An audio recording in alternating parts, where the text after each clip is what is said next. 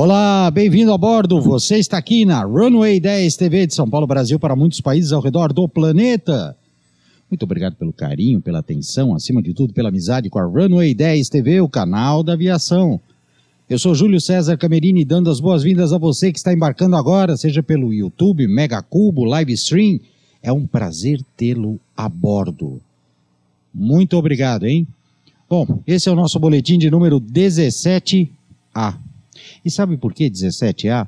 Porque esse boletim era para ter ido ao ar no dia 14 de janeiro de 2011, mas infelizmente, devido às fortes chuvas que caíram sobre São Paulo, não foi possível editar e colocar esse programa no ar. Então estamos colocando agora para você esse boletim de número 17A pela Runway 10 TV. Um boletim muito especial, afinal de contas, veio através de um e-mail essa matéria, tá? Um e-mail mandado pelo nosso amigo, e por que não, tripulante também, não só fora da Runway 10, como também na aviação comercial, o grande Ricardo Ramos.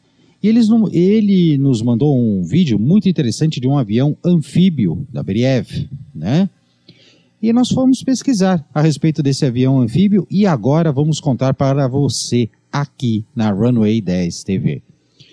Quer entrar em contato com a gente? É muito fácil, anote aí, rwy10@live.com, tá certo?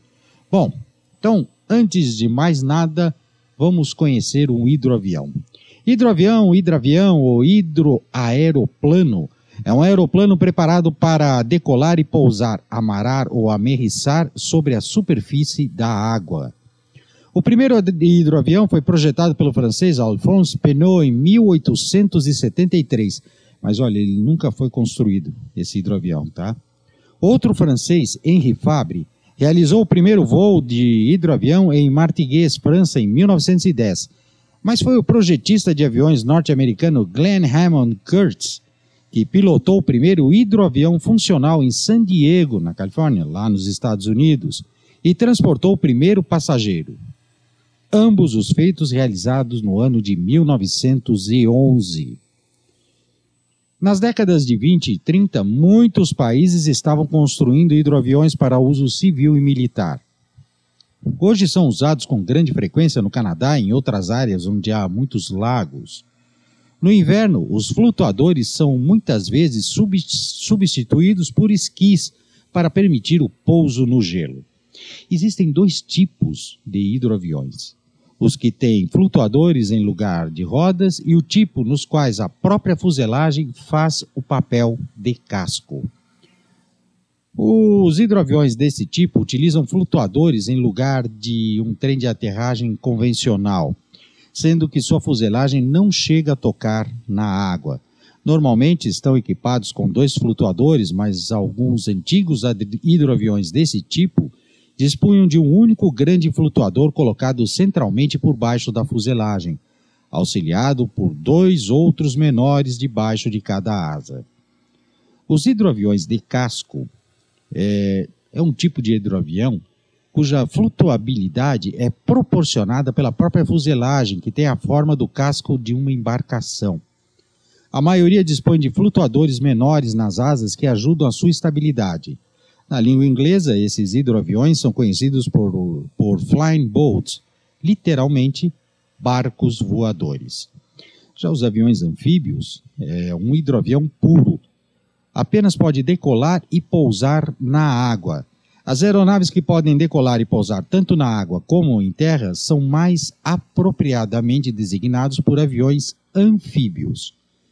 Os aviões anfíbios apresentam um aspecto e características semelhantes aos hidroaviões, apenas com a diferença de terem rodas para pouso em terra, além do casco e dos flutuadores para pouso na água.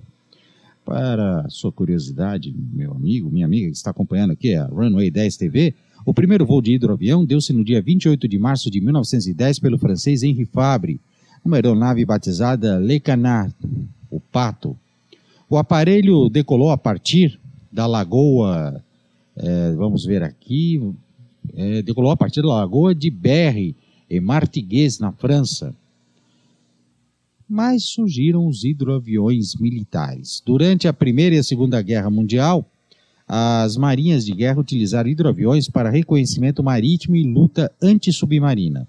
Muitos dos navios de guerra mais poderosos, especialmente couraçados e cruzadores, foram equipados com catapultas para lançamento de hidroaviões.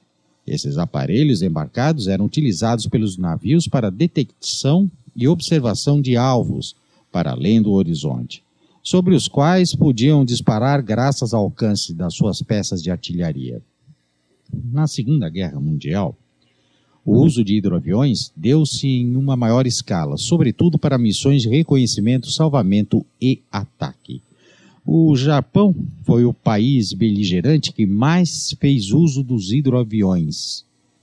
Esse país chegou a construir submarinos para transportar hidroaviões, os I-400, capazes de atacar o território americano.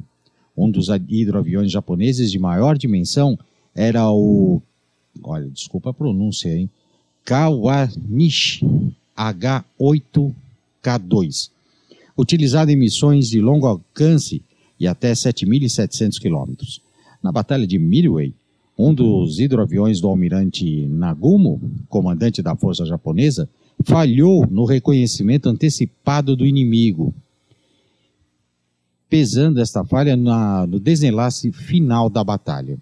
Durante a Segunda Guerra Mundial, também os hidroaviões britânicos e norte-americanos tiveram um papel importante na Batalha do Atlântico, sobretudo na escolta de comboios e na patrulha antissubmarina. Por exemplo, uma das causas atribuídas ao fundamento do couraçado Bismarck foi o fato do seu hidroavião embarcado, o Arado 196, não ter conseguido abater o Consolidate PBY Catalina, que seguia a sua rota, não o impedindo, assim, de informar a frota aliada da sua localização. Mediante ao emprego de radar e de holofotes de busca, os hidroaviões de longo alcance deram caça aos submarinos alemães, submarinos alemães, realizando patrulhas dia e noite. Nessas missões, enfrentaram frequentemente os caças inimigos, bem como, sobretudo, a partir de 1943, a potente artilharia antiaérea que passou a equipar os submarinos alemães. Sutherland da RAF, a 3 de abril de 1940, um hidroavião Sutherland, em patrulha ao lago da Noruega, foi atacado por 6 Junker Ju-88 alemães, abatendo um, atingindo gravemente um segundo e colocando em fuga os restantes.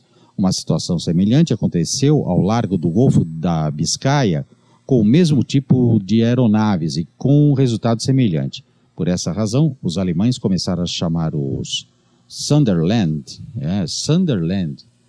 de Fliegen, bom, está em alemão, que seria porco-espinho voador. Eu não falo alemão, mas ele era conhecido como porco-espinho voador. Também no Mediterrâneo e no Pacífico, como referido anteriormente, hidroaviões de todos os países envolvidos realizaram missões antissubmarino de ataques a alvos de superfície, patrulha, salvamento de aviadores abatidos, transporte e etc. Depois da Segunda Guerra Mundial, o uso militar dos hidroaviões foi diminuindo. E lá pelo ano de 1948, foram utilizados pela RAF no abastecimento aéreo a Berlim, utilizando o Lago Ravel como pista de pouso. Durante as guerras da Coreia, da Malásia e do Vietnã, a Marinha dos Estados Unidos utilizou hidroaviões em missões de patrulha e na interdição do tráfego de armas do inimigo. No entanto, a partir da década de 1950, os hidroaviões militares começaram a ser substituídos por outro tipo de aeronaves, os helicópteros, embarcados antissubmarino, e os aviões de patrulha marítima de grande alcance com base em terra. Alguns poucos países continuaram, contudo, a utilizar e a desenvolver hidroaviões. O principal deles, e talvez o Japão, O principal deles, talvez o Japão. Bom, o negócio é o seguinte. Nós vamos ver agora um filme que foi enviado, inclusive, pelo nosso amigo Ricardo Ramos, que é muito interessante e muito bonito também. Muito bem feito esse filme aí. É o Briev BE-103, um avião anfíbio russo projetado pela Beriev. Esta aeronave é responsável por operar em áreas desabitadas do norte da Rússia e na Sibéria. O BE-103 pode pousar em rios, lagos e pradarias que até então eram totalmente inacessíveis. O BE-103 foi projetado para operar rotas de curta distância em áreas com as características mencionadas. É um monoplano de asa baixa que utiliza a raiz da asa, a zona mais próxima da fuselagem, como estabilizador na água, sendo este avião modificado para esse efeito.